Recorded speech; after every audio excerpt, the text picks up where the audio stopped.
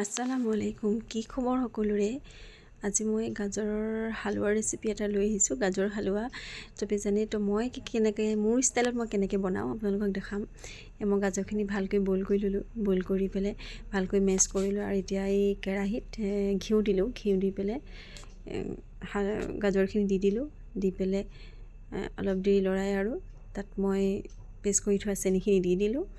চেনিখিনি দি পেলাই অলপ গাখীৰ দিলোঁ, গাখীৰ দি পেলাই ভালকৈ আৰু লৰাই তাত অলপ কনডেন্স মিল্ক দি দিলোঁ। কনডেন্স মিল্কটো দিলে অকণমান হালোৱাত ভাল লাগে, নহয় জানো বাৰু, গাজৰ হালোৱা যেতিয়া। তো দি পেলাই অলপ তাত ড্ৰাই ফ্ৰুটছ দি দিলোঁ, ইলাচি দি দিলোঁ, দি পেলাই অকণমান আৰু ড্ৰাই ফ্ৰুটছ দি মেলি অলপ লৰাই আৰু হালোৱা ৰেডি আৰু মোৰ গাজৰ হালোৱা। কেনেকুৱা পালে ৰেচিপিটো ক'ব, বনাই চাব এবাৰ। চিম্পল সহজকৈ বনাইছোঁ মই বেছি মানে তেল দিয়া নাই আৰু অলপ চিম্পুলকৈ বনাইছোঁ। তো আজিলৈ ইমানেই, ভিডিঅ'টো বাই বাই।